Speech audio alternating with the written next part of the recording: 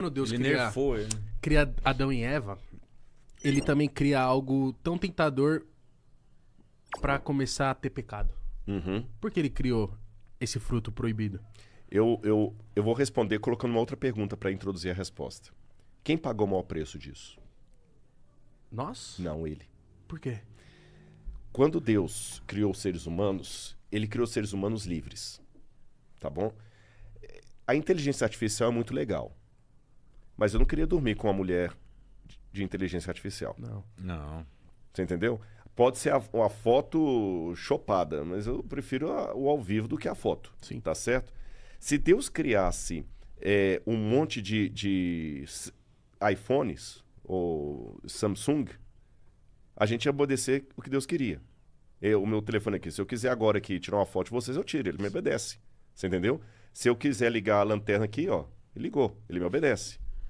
Só que ele não me ama. Ele só é projetado para aquilo.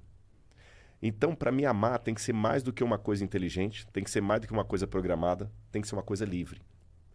Então, a partir do momento que Deus criou seres livres, lembra que Deus não duela com seu próprio caráter, nem com a lógica, Deus assumiu um risco.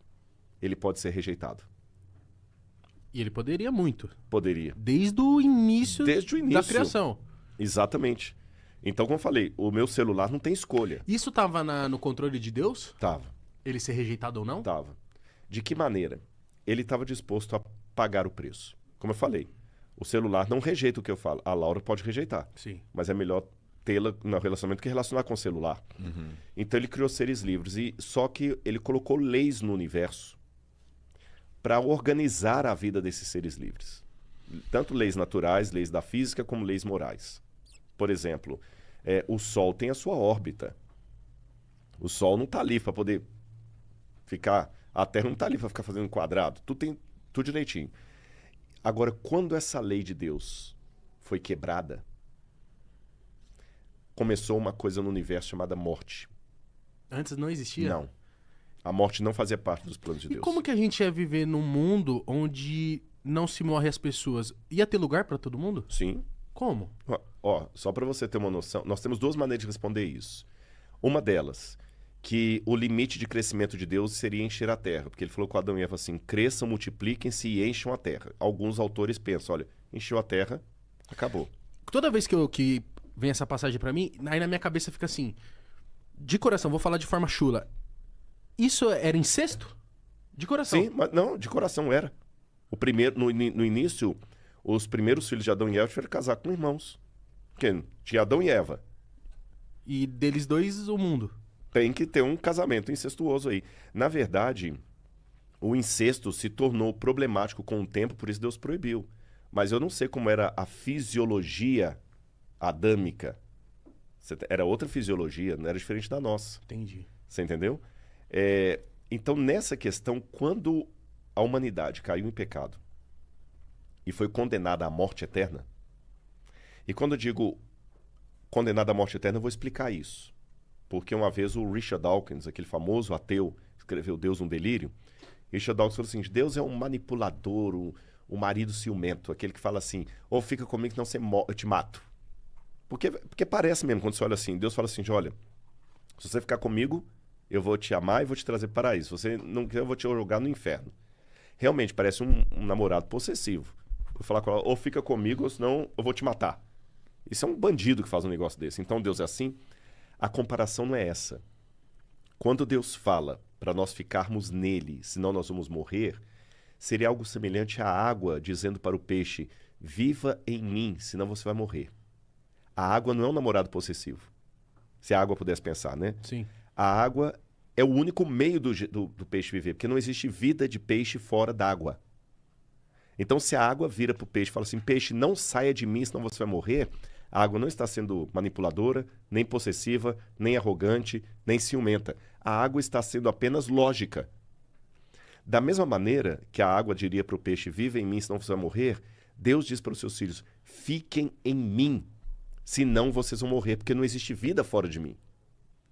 Só que quando a humanidade rompeu com Deus, ela escolheu a morte. E como Deus ficou quando ele viu a morte? Arrasado. E aí... Ele não pode dar uma segunda chance Resetar. disso de novo. É tipo assim, ó. Erraram. Resetar. Tchum, vão de novo, mais uma, pra ver se Eva e Adão vão... Poderia. Se ele não fosse coerente com o caráter dele. Pô, é Deusão, né? Mas ele não tá Deusão. devendo... Mas tipo assim, Deus não tá devendo explicação pra ninguém. É, mas Deus não duela com o seu caráter. Essa que é a questão. Nós duelamos com o nosso caráter. Você entendeu? A gente Sim. tem aquele negócio, não, no escondido eu faço, no ao vivo não. Deus não duela com o seu caráter. Porque... Mas se ele sabia de tudo, como que ele não sabia da morte? Ele sabia e ele resolveu pagar o preço mesmo assim. Ah, E como é que é essa questão de pagar o preço? Outra parábola para vocês.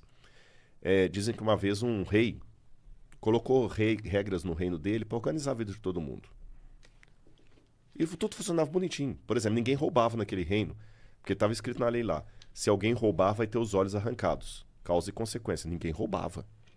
Todo mundo dormia com a porta aberta, não tinha tranca, a delegacia ficava às traças, porque ninguém ia preso.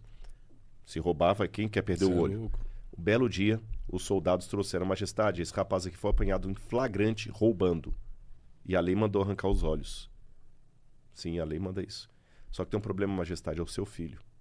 É o príncipe. nossa. E o menino implorando: pai, não arranca meu olho, não, pai, não arranca meu olho, não arranca meu olho. Se você fosse aquele rei, o que você faria? Eu não ia arrancar, não. No papo reto. No papo reto. Eu não no arranca. papo reto eu não arrancaria, não, do meu filhote, não. Ele falou, cara, Aham. eu- Se dá você uma não sandalhada arrancasse, nele. o que o povo ia falar? Ah, esse rei não é justo. Se fosse o filho da lavadeira, ele arrancava. Mas como é o filhinho dele, e ele também não ia dar dando exemplo nenhum pro filho. Eu sou muito suave, acho que eu não ia arrancar o O olho que de que ele ninguém, não. fez? Ele arrancou? Não. Ele podia mudar a lei também, né? Mas não, também não dá certo. Se ele também arrancasse, também ia dar problema. Porque se ele arrancar fazendo esse rei não teve misericórdia nem do filho dele, quanto mais de nós.